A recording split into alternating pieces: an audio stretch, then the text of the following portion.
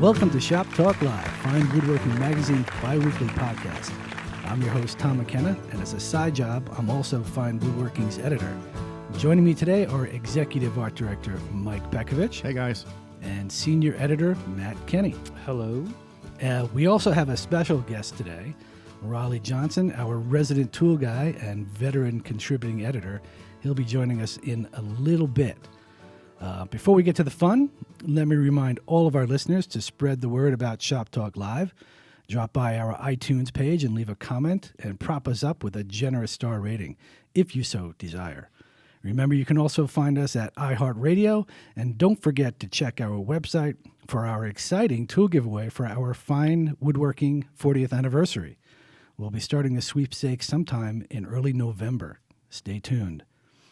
Now it's time for our first segment, our all-time favorite tip of the week. Mike? It's a pencil, isn't it, Mike? A number 2 pencil. It's not. I was sort of figuring this out. I was going to mention something, but I had a fear that I'd mentioned in the past, so I'm going with something a little different. Be afraid. I have recently I got sort of a little camera just a step above a point and shoot. I had like my good Canon that I do magazine stuff with, and then I have my iPad, which takes like horrendous hieroglyphic looking photos. So I got my little point and shoot, and one of the cool things is it has a bunch of different little effect features on it, getting photos of sort of different film styles and that kind of thing. And Do any of those effects make my furniture look good?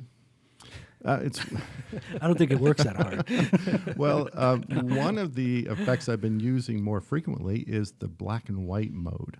Yeah. And I'm using that more specifically as I'm designing furniture, as I'm building mock-ups, as I'm building pieces to sort of get a better sense of the form of the piece. I'm shooting it in black and white instead of color. And I find that it gives me a more accurate look of the form and not getting distracted by the colors. And even especially if you're shooting in your shop and you have a lot of fluorescent lights, it's really flatly lit. Almost nothing looks good under those lights. And then when you try to take a picture to see how it looks, it's like, ooh, it's like I can't see it. So what I do is I try to open up a door, get a piece by a window to get some raking light on it, and then shoot it in black and white. And I find that I have a better sense of the overall form, the lights, the shadows, the highlights that the moldings and the recesses or insets are creating. And it sort of is just a nice tool in that whole sort of design mock-up process. So a black and white photo. That's it. Nice. Yeah, that's pretty cool. Well, do you want to step up, Matt? Or do you want me to put out my lame one first and let you finish with a hurrah? I don't know if I have a hurrah, but if yours is lame. Mine's pretty lame. No, it's not that lame. It's taken from the pages of Fine Woodworking Magazine, so it can't be that lame, right? Basically, Depends on what decade you take it from. Let me pull this thing out. I picked up this tip from Michael Fortune. He uses these, I think they're called flux brushes. Yeah, for acid brushes. For little glue ups. And, I was somewhat skeptical about all the work that he did to them to make them better, but I tried it and it worked like a dream. And basically what you do, I'll hold it up to the camera, and for those of you listening, I'll try to describe it, but you crimp the end right near the bristles with a pair of pliers and The ferrule. The ferrule. Look Yeah. at you. It tightens up all the little bristles in there so they don't fall out during your glue up. And then you trim a little bit off the end. And I kind of use a 1/4 inch bristle now, and it works great for small joinery or tight joinery. Let me get back to the mic. So, what I used to have a problem with was glue kind of squibbing out all over the place, but this little thing is very exacting, and it works great for, little tenons like I have here, but also for dovetailing and other, like box making. I found it really helpful. Cool. Very artful. Your flux brush is a little bit skinnier than the ones that I normally find at the hardware store. Where did you get that? I bought it at Woodcraft. Oh, okay. I bought a pack. I don't know. It was like $10 for. Like a pack of 100 or something like that? It's a pretty big pack. Cool. So, and it works great. So I'm happy. I buy mine and they're already done. I get them from Dumphy's Artisanal Flux Brushes in Brooklyn. That's Brooklyn, New York, and Williamsburg. Brooklyn, New York. Yes. What's that website again? Yeah. Or do you sell it through your website? I sell it. Did you know I have a website, Tom?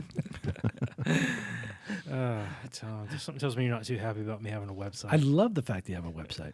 I buy the standard flux brush, very inexpensive, and then I send them to the place you buy yours from. And they do it there. They do my brushes for me. Right. They do a good job. They do, yeah. It's also that guy that the artisanal pencil sharpening video on YouTube is fantastic. Yeah, if you haven't seen that, you should look that up. Yeah, it's and that guy's show that he had. I can't remember which. It was amazing. Yeah, that was one of the funniest ones I've seen. Artisanal pencil sharpening. Yeah. All right, so we ready for my technique? No. Yeah, come on, take it away. All right, so this is my technique right here. It makes me hungry. It looks like Swiss cheese. Yeah, so this is actually for one of the boxes I made recently, and it's a template for circles. And the box that it made Dun, dun, dun. is this box. So you can see it's cherry, and I routed circles into the sides of the box. And then, of course, me being me, I had to paint the circles, so I used blue milk paint. And the way it worked was that at Mike's suggestion, I should have these circles wrap around the corners. Yeah, that looks really cool. Yeah. So, in order, I thought about a lot of different ways to get this to work. And again, I was talking to you, and I sort of was explaining this, and then you said, "Hey, why don't you just lay them all out in a straight line?" Yeah. And then you could route them all together. So that's what I did. So I had a big piece of MDF, and I screwed down 2 fences on it, and the sides fit down in between that in order, short, long, short, long. Oh, you can get all 4 sides on it. And this is before glue up, obviously. Yeah, before, right? yes. For those who are just listening. Yes. And there was a stop at either end. So the 4 sides were really tightly captured between these 2 fences and the 2 stops at either end. And then the template screwed down to the stops over it. And then I just routed all of the little mortised out circles into the sides of the box. And it worked really well. The one thing that didn't work well was that there's a lot of 1/2-inch diameter holes. Right. And the bit I was using was it's called a dado cleanout bit. It's the same bit I used in the article recently about making hinge mortises in boxes. So it's a bearing guided bit. You don't have a guide bushing and a straight bit. Correct. It's a bearing guided bush because Okay. I want the holes to be, screw that messing around with offsets and stuff, right? So, or just figure out how big of a hole you need to drill to get a certain size hole. What? Depending on your guide bushing. Yeah, bit. this was easier. It's called math. But this was easier. This was easier than math. There was no math. It was I wanted a hole this size, so I drilled a hole that size. Okay. But because the diameter of the bearing in the bit was a 1/2 inch, Right. there was nowhere for the waste to go or anything like that. So burning the template's not a big deal, but the bigger issue was that all the 1/2 inch holes were burnt too, and I had had to get in there and clean them by hand and clean that all up. So What do you use to clean them out with? a chisel. Yeah, just turned the chisel bevel side down and kind of got in there and cleaned it up. And then, just so also, when I cut the kerf here, that created a part of the circle was missing. So I just made the top so that it sits proud. And that way when you look at it, The circles are complete. They're yeah, not the circles squished. are in a sense complete, Yeah, right? that's really cool. Yeah, so it's not done yet. It still needs to, I need to finish the outside. There's no finish on the outside yet. So, but that's Nifty. that. Yeah. So what do you think? This is a really cool thing. You think this is like a one and done, or do you want to explore this technique with other shapes or colors or different size boxes? I could see exploring it with different shapes. I would be more willing to explore it if someone was paying me to do it, in the sense of a client. Don't look at me. No, I'm not. You guys can't afford me. If I had someone who was going to pay me to do a box like this with me, I think squares would look good. Cool. But I came to this. I thought of a lot of different ways to make this box.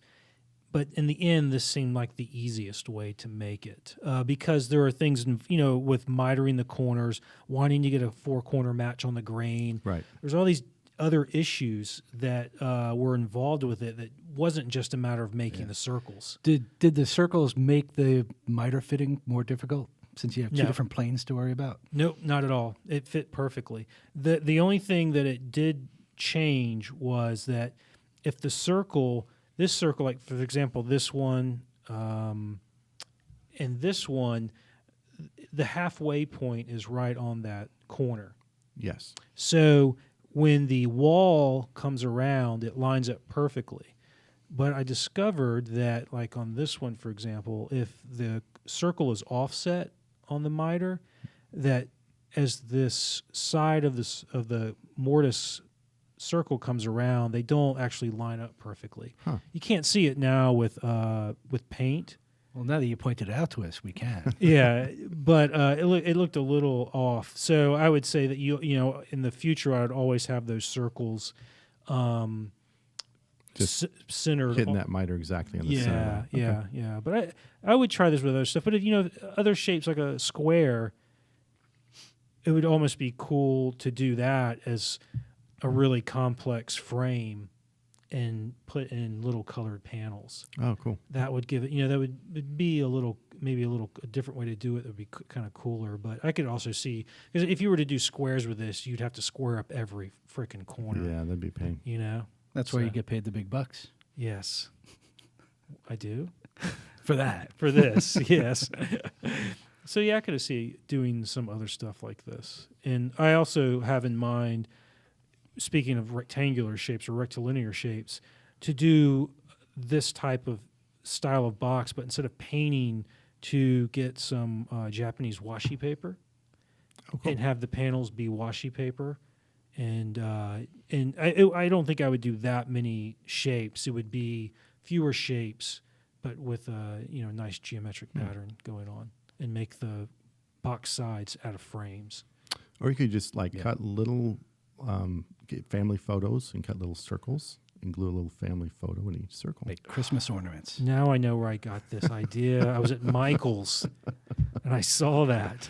Ugh. It'd be a good Christmas gift for the whole family. Yeah. Giddy up. Yes. And the family would love it. Absolutely. People would love that. And I would just be ashamed of myself. So ashamed of myself. I would feel dirty for months. Wow. All right. Well, while Matt takes a bath, let's move on to to our first question, I should say.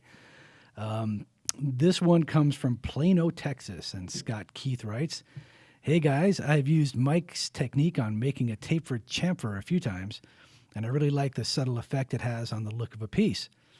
To lay out this chamfer on a sitting bench I made and to dial in the size, I used Mike's favorite blue tape to cover the waist side of the corner and to visually remove it without actually cutting it away. This worked amazingly well, and I've used blue tape technique on several other occasions in the design process to create a negative space that is easy to modify. Thanks, and keep up the good work and the snarky comments." See? I think that's directed toward Yeah, some people like them. That is cool. That's a cool technique and a whole new use for blue tape. I won't. I don't know. I guess I've used blue tape like that in the past, but I sort of picked up that trick from Michael Fortune. He did a design article for us in the past, and he uses black tape.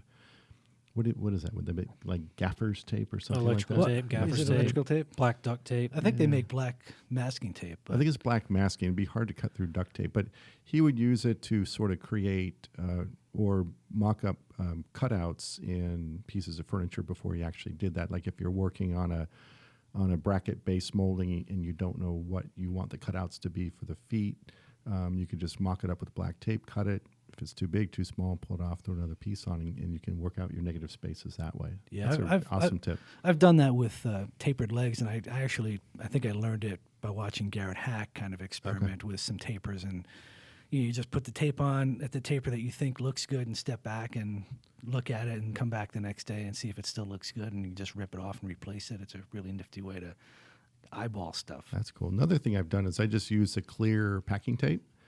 And if I'm trying to figure out hardware on the front of a case, positioning or size or kind, I'll just put some clear tape on the drawer fronts of the piece, and with a black marker, just draw out the little hardware and see how it looks. You can tape it, move it around. Sounds like a method of work. I buy big pieces of ebony and then cut out negative spaces that I want, and then just put that on the MDF. Matt can afford the ebony because he sells lots of little boxes. Right. But you know, it does the blue tape technique makes me think of. This is because I've been watching lots of these types of movies, but it's like, oh, what are you doing? You're not doing praying mantis. No, this is blue tape technique. Wow. It's like some crazy, kung fu technique. Blue tape technique. That. Yes. Yeah, it'd be awesome. Alrighty then. Come on. I've been watching tons of kung fu movies on Netflix. All right. Well, it shows. Yeah. Or it's whatever. Hey, our next question is coming from one of my favorite cities, New York City, and it's from Sal. And Sal has a question about hand planes.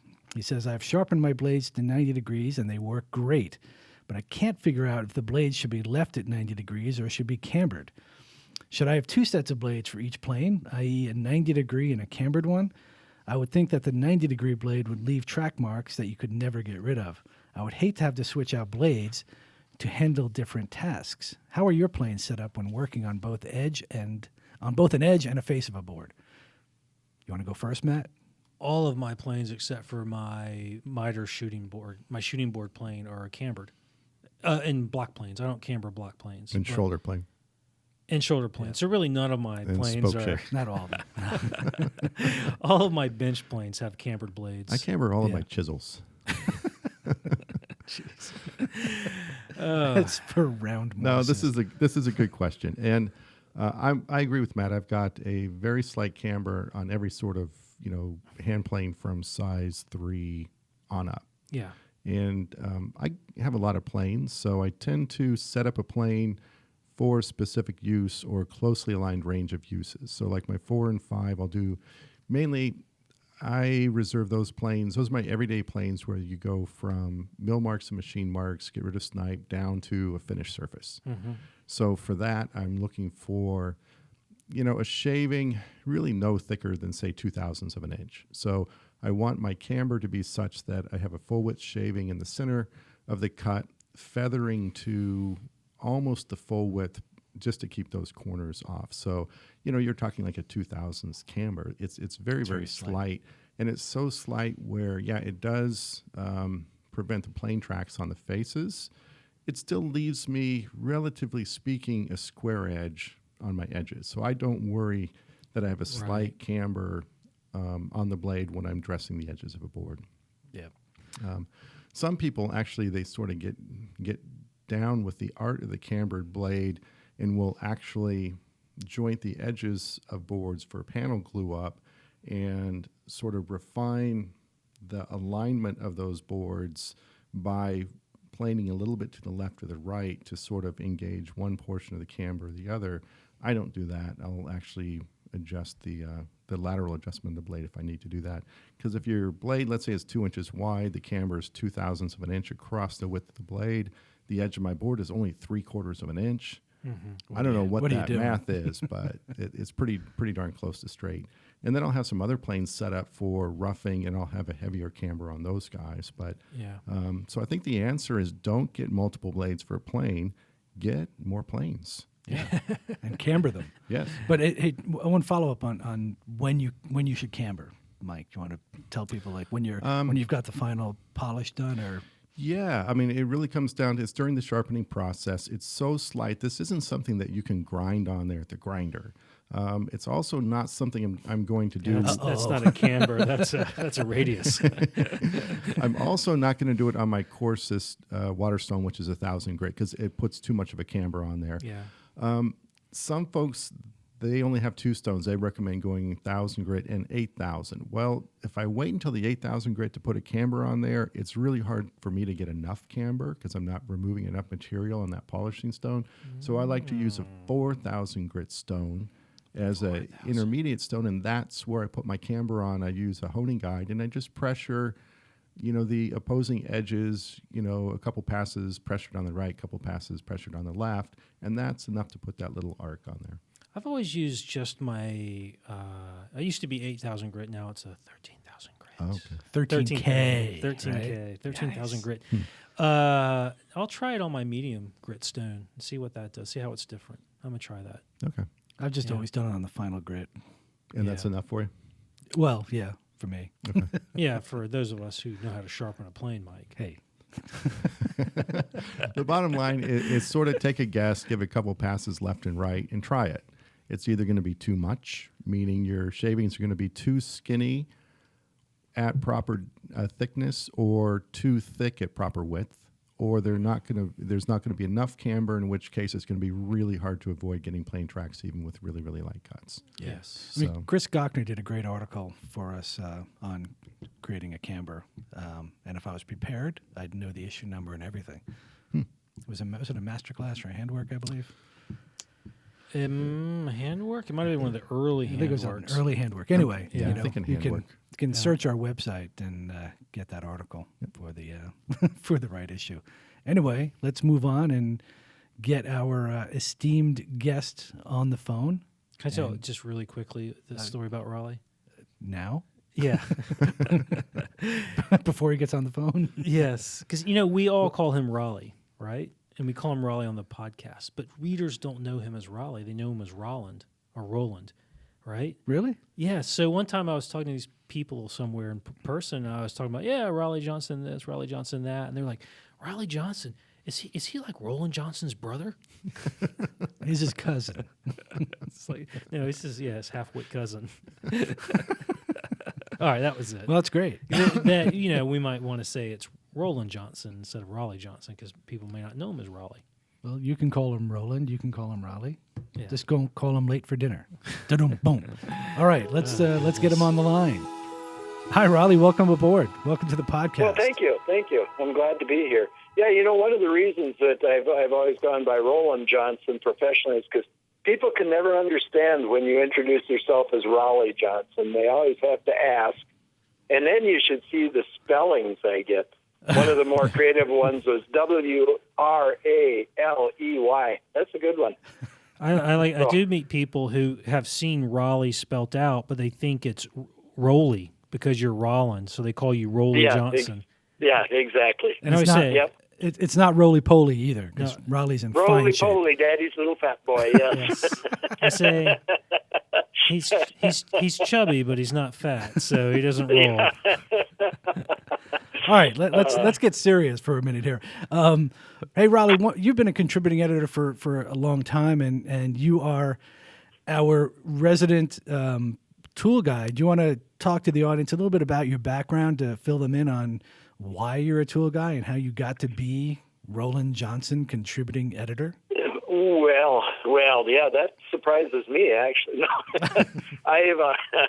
I've been working. Actually, this year I kind of celebrated my 50th anniversary as a woodworker because I built a little Class C racing boat many years ago that was all plywood and it promptly sunk the first 2 times I put it in the water. But along with my woodworking over all these years, I've also been a real gearhead. I've been into sports cars and hot rods and anything mechanical forever. So the two meld pretty well. And I found out there's an awful lot of woodworkers that just are really kind of non-mechanical. And that has always done well for me because then I get to tell them what they're doing wrong.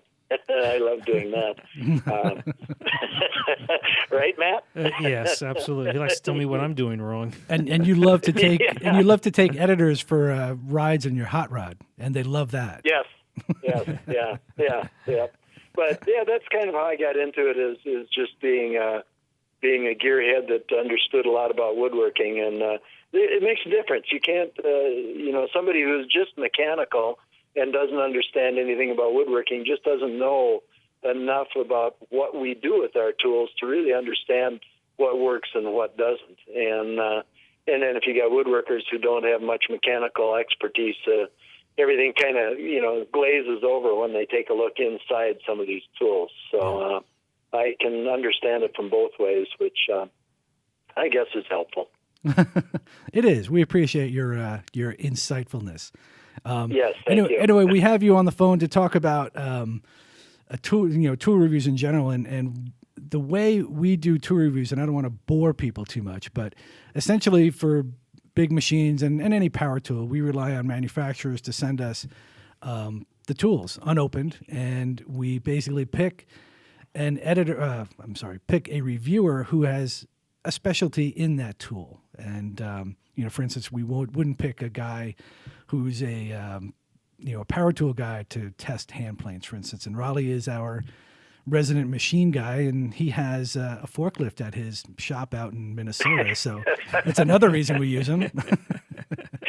That is an advantage. It is. So Raleigh, you recently tested compact table saws in our latest Tools and Shops issue, which I don't think is out yet. We got our first preview copy today, and it's one of the best looking covers of fine woodworking I've ever seen.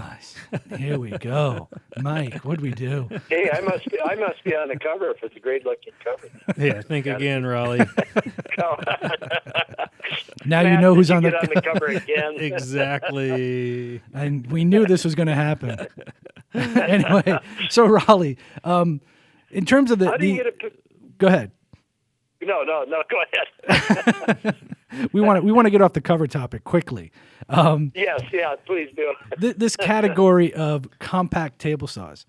Can you shed some light on what a compact table saw is for our listeners? Well, I guess the biggest definition of a compact table saw is the power. These are not big 3 and 4 and 5 horsepower saws. They're horse and 3/4 and 2 horsepower saws. The footprint is slightly smaller, although a couple of these that we tested, the footprint is basically the same as a traditional cabinet saw.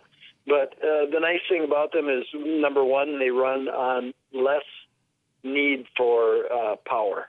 You can get by on a 120 volt circuit if you have a 20 or 30 amp circuit that you can plug it into. And for a lot of guys that are working in maybe a basement shop or a garage shop or an older shed that doesn't have real good wiring in it, this can make a real big difference. And can they do the heavy lifting that a 5 horsepower saw could do? No, of course they can't. But for a large portion of our needs when we're building furniture, these will work just fine. They're great for sawing 4/4, 5/4, 6/4 lumber without any problem, and that's the majority of what we do. If we have to, do heavy sawing beyond that, once you get above 4 inches, a bandsaw is a great way to do resawing and saw real thick lumber. But the nice thing about these compact cabinet saws is it brings the cabinet saw technology into our saws. We aren't looking at a modified contractor saw anymore. We're looking at the real deal heavy arbors, heavier trunnions, really good fences, and enclosed cast iron wings.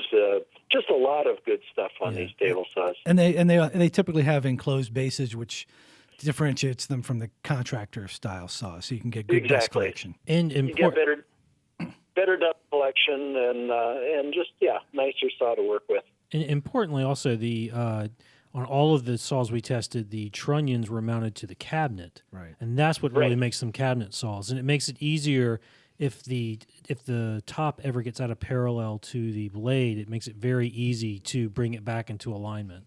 Yeah, and that does happen. Especially when you're working with getting that blade parallel to the top at a 45-degree tilt, because that really gets to be a problem with a contractor-style saw, because you have to get in and shim the trunnions down from the tabletop, and they're always in an impossible-to-reach place. And this way, you just literally shim your tabletop up on the low end so that you bring it into parallel. And that's something a lot of people don't know about or don't address, is the fact that if you're parallel with the miter slot at 90 degrees, straight up and down, when you tilt it over to 45 degrees, now that's a whole new plane that you're working in, and you're not always parallel to your tabletop at 45 degrees. And people run into problems where you're ripping wood just great at 90 degrees, but then you rip a bevel, and it's smoking and burning, and you can't figure out what's going on. Well, that's because in that new plane, you're no longer parallel to the tabletop. So The easier it is to adjust, the quicker you're going to adjust that and make your table saw work well. Yeah. Raleigh's really passionate about that problem, and I think he's going to start a foundation to help people. I think so. Yeah, the beveled burners, we'll call it. It's the new math. I took Raleigh it's bad. to lunch one day while we were doing this test down in the shop here, and for an hour he talked about the blade being out of parallel to the table at 45 degrees.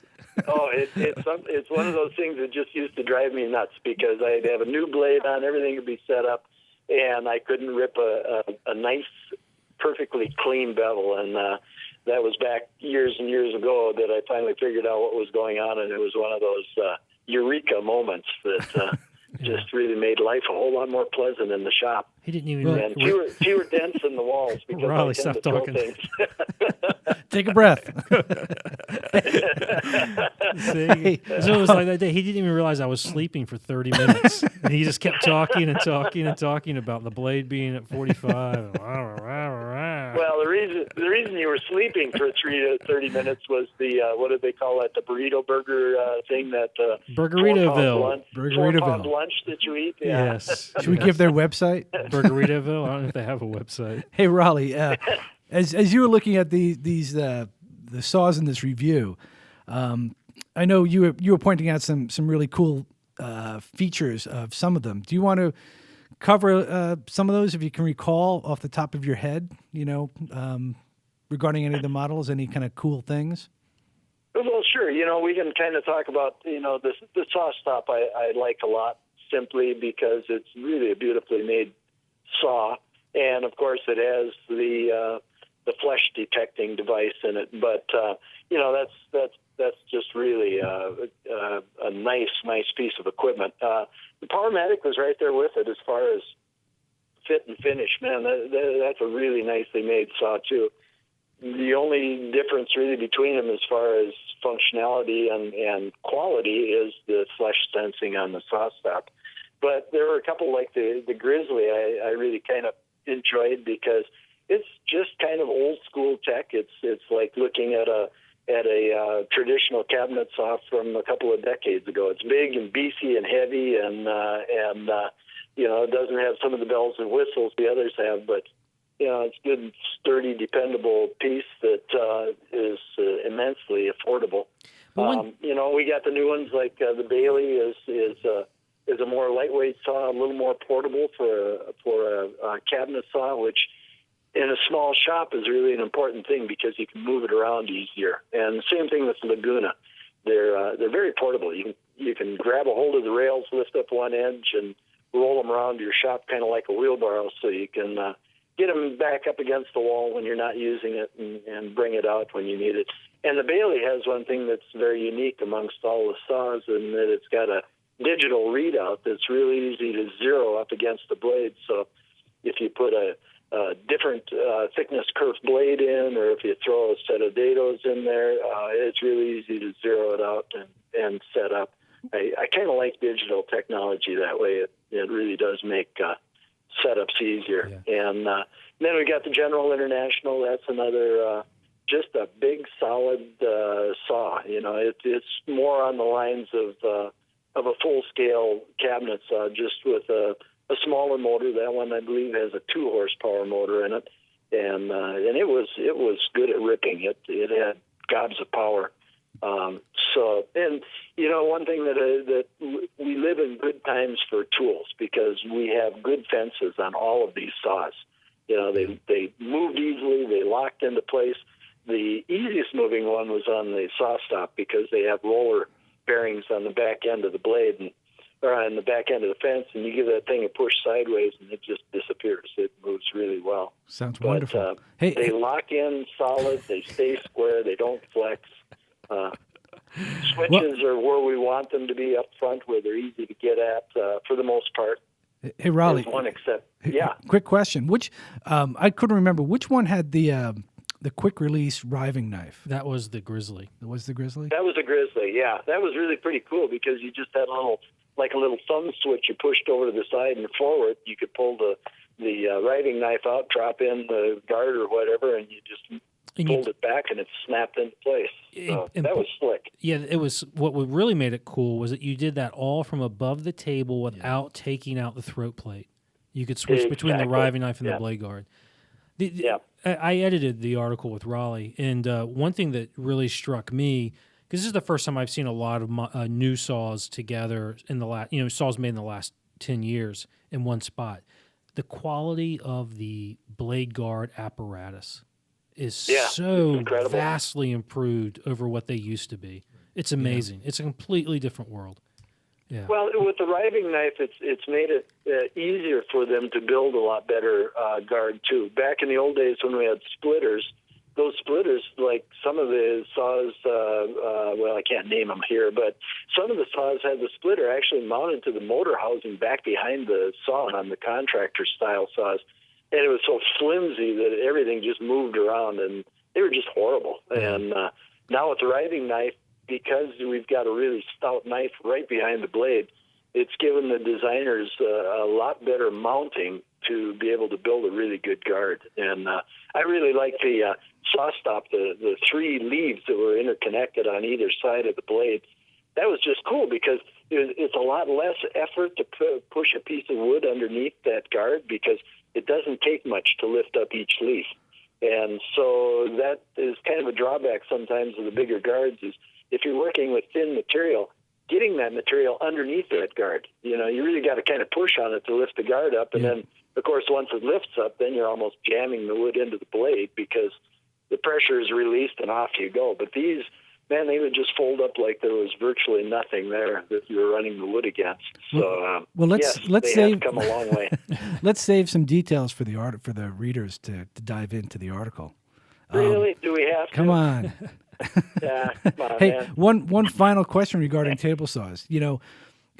For folks who are lacking some of the sophisticated test gear that you own, what are the things that they should look for or test for that they can, in terms of, in the showroom, what are they doing? What are they looking for?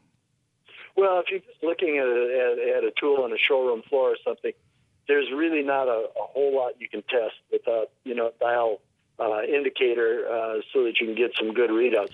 What you're going to probably look for is how do you like the action of the fence? Does it work for you? Yeah.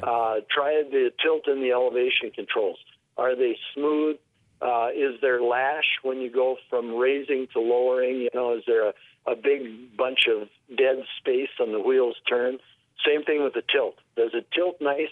If you reverse the tilt, is there a big dead spot in the wheel before the tilt reverse? Some of that can be taken out with adjustments, but then you got to know how to get in and do the adjustments on it too.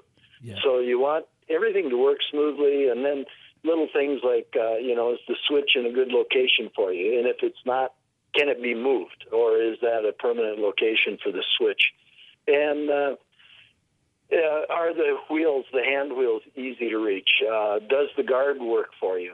Is it easy to switch the guard out? And then look at blade changes. Is it a one-tool blade change, or do you need two wrenches? And if it's got a collet lock, is it easy to lock that? So spindle lock. So is it easy to lock it so that you can easily get the blade off?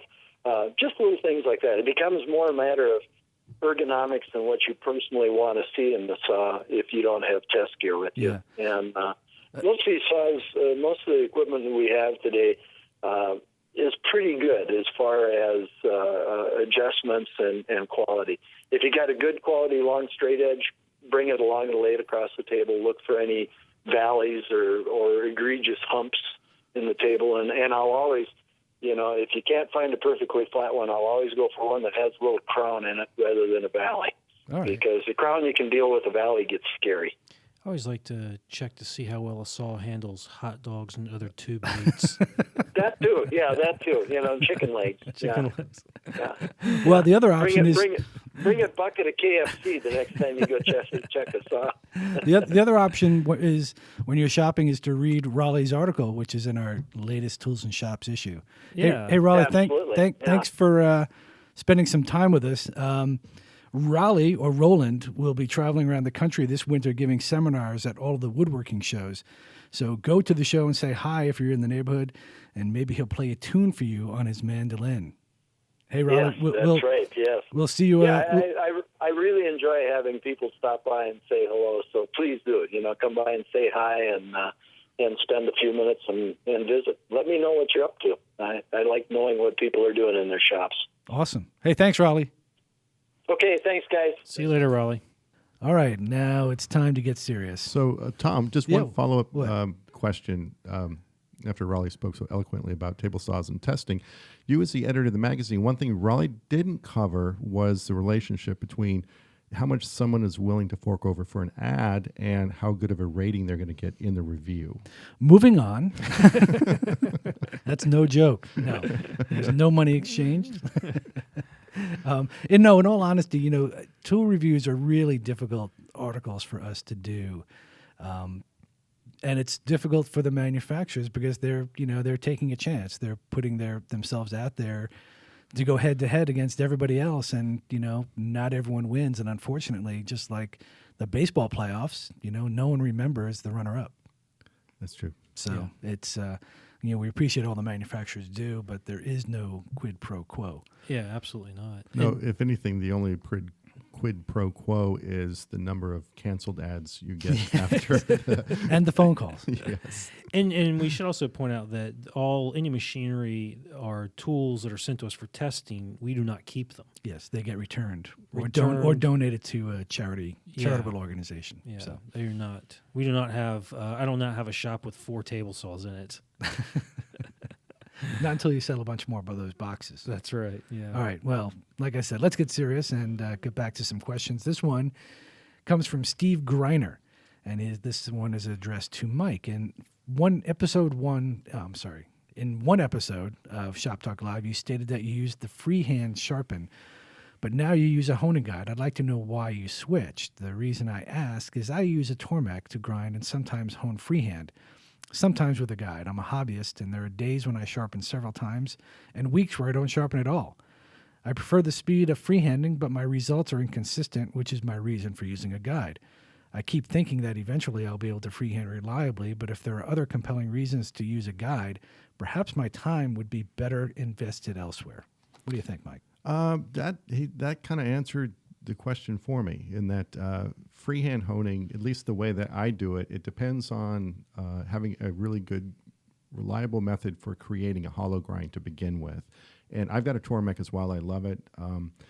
When you do have a hollow grind on a bevel, the way I like to maintain a consistent angle working stone to stone as I'm freehand honing is you sort of rock the blade until the front and the back of that hollow grind contacts the stone at the same time. So as you polish that blade, you end up not just with a shiny edge along the bevel, but you also end up with an equally shiny edge along the toe of that hollow grind as well. So you have those two mating surfaces.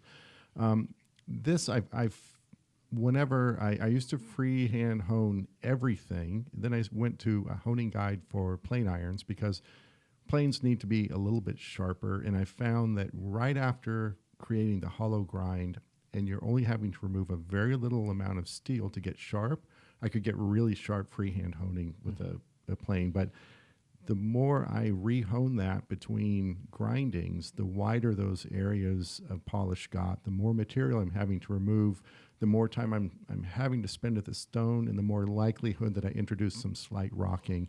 Once that happens and you change the angle, it's really difficult to get sharp.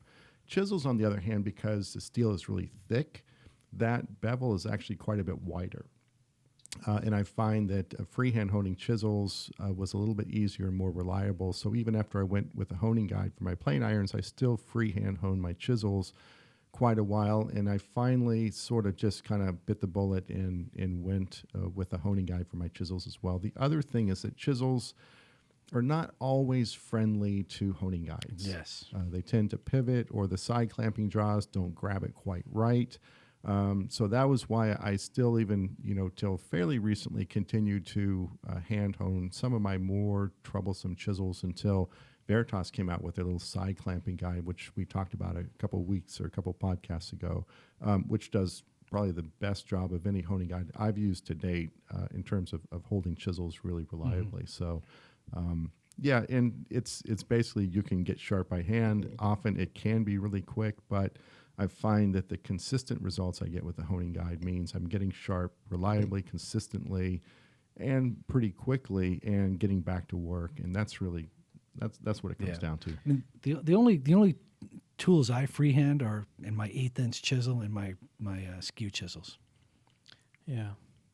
I don't freehand. I don't have skew chisels. I don't freehand anything anymore since I bought the Veritas side clamping honing guide to complement my Veritas honing guide that I had already. But one thing that he mentioned here, he didn't mention, but he said here that is worth pointing out is that he said, I use a honing guide, but he seemed to suggest that he goes back and forth sometimes between freehand and honing guide, freehand and honing guide. Yeah. He's like, if you want to freehand sharpen, just throw away all your honing guides. Don't ever use one again, because you have to do that every time, and Muscle you have memory. to build in muscle memory. And there are things that you can do. Like I learned from Phil Lowe that what you do is once you get the blade locked at the right angle, you lock your elbows against your body, and then you move your body back and forth, and not your arms. Right. But when it comes to sharpening, and I know we've mentioned this before on the podcast, what you have to do is you pick your medium or media for sharpening, you pick your technique And practice. and do it. Yes. And don't go, don't go switching every 3 months. Pick one and do it. Yes. Because they'll all work. Learn how to do it and then stick with it. Yeah, the question is, it's like try it and see if it works for you. Actually, I think a better answer is try a technique and practice it until it does work for you. Yes. And then if you want to switch to something else, practice that until that works for you. And now you have a valid comparison between two systems once you understand how to get them to work successfully. So you're right. I think it is better to dial into a single technique, a single sharpening system, and just stay with it and get it down. The worst thing you can do is read like 5 articles on sharpening. Exactly. I talk to people all the time. They say, well, I was doing this, and then I did that, and then I was doing this other thing, and then I tried glass on paper, paper on glass, and blah, blah, blah, blah. And I'm like, well, the problem is you're not doing anything long enough to figure out how to, to sharpen that way. Because, like I said, all those sharpening techniques in media work. Yeah. Just make a commitment and, do it. Yeah. All right, let's move on to another question. This one is from Chris, no last name. He says, this question comes to mind almost every time I pick up a bevel gauge. Why is one end of a sliding bevel gauge blade angled? And we had talked about this off the air, I think yesterday, and none of us really knew the answer. So here's something we're going to try. We're going to try to find out in the next couple of weeks before the next podcast. But in the meantime, I figure we'll have some fun. So tap into the left side of your brain and post your most creative answer in the form of a comment on the iTunes page or on our homepage. And we'll choose the funniest one, and the winner will get a mixed pack of Type-On glues. So, open up and have some fun. Matt, you're shaking your head like this is a bad idea. No. Just keep it clean. No, the answer is, I think that's a great idea. What I'm shaking my head is that we're not going to find out the answer unless someone like Chris Cochner just happens to know. Well, I won't make. Let's not make a promise then. We'll try to find it. Because I was doing some Google Foo yesterday afternoon. Some what? Google Foo. All right. And I could not find anything that explained why the end of a blade on a sliding bevel is angled. Neither could I. I didn't see anything. The one like thing historical. I do know is the slot in the bevel gauge that It's the blade also fits into angled. is angled too. So as you flip it around, it stops like dead aligned. The only thing I thought that might be the case here is that if that's angled, it might allow you to get a wider range of angles on the sliding bevel than if it were just straight. Because if all you had were your two long edges, then the only angles you could get would be between 0 and 180. But maybe having that angle on the end of the blade allows you to get a wider variety of angles somehow. Well, I was thinking that it's just makes it easier to close flush that angle at the end, and maybe it's that simple. I think it's a part of Chris's question I cut out because that was his guess. It's that it just makes it easier to close, flush on the outside, but there's some reason. there's got to be, right? That your gaffer knew when, back in the aught fours or something that, Boy, you're speaking a different language today, man. back in the day when they were using sliding bevels to do crazy things that we don't do anymore, because we have machine, like We have Raleigh. No. Yeah.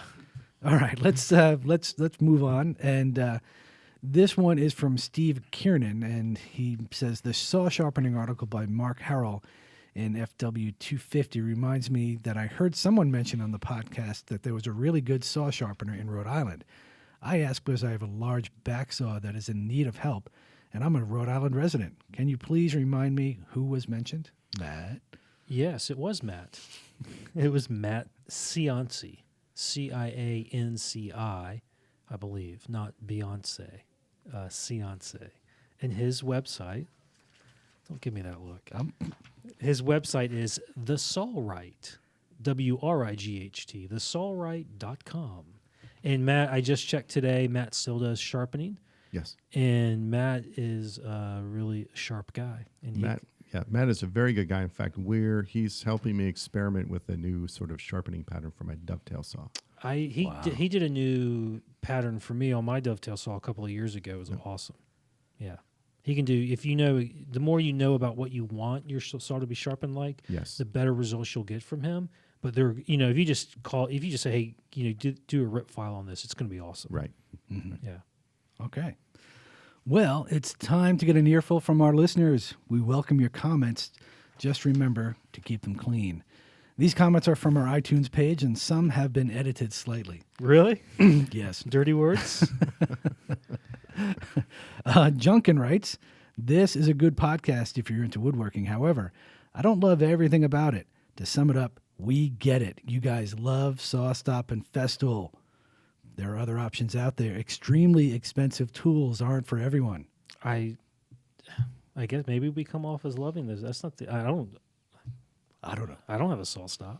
Hey, I'm a rookie in the podcast, so I'm not taking any responsibility for what It's you guys all said Ed. before. Ed was always going on about SawStop and That's right. Festool. That's Gabrielle. one of the reasons we got rid of Ed. All right. Now, TGFNY writes, I don't know what that stands for. I hope it's nothing dirty. Lots of sweet 5-star action. As someone else said, this is not Fine Woodworking Magazine. This is Fine Woodworking Magazine unwinding after having the $5 PBR shot special after work. A true delight. I don't know what that is, PBR. If you're paying $5 for PBR, you're getting ripped off. No, it's a PBR and a shot. Oh, I thought that was the lunch special. That was morning coffee. And this is from longtime iOS Mac user.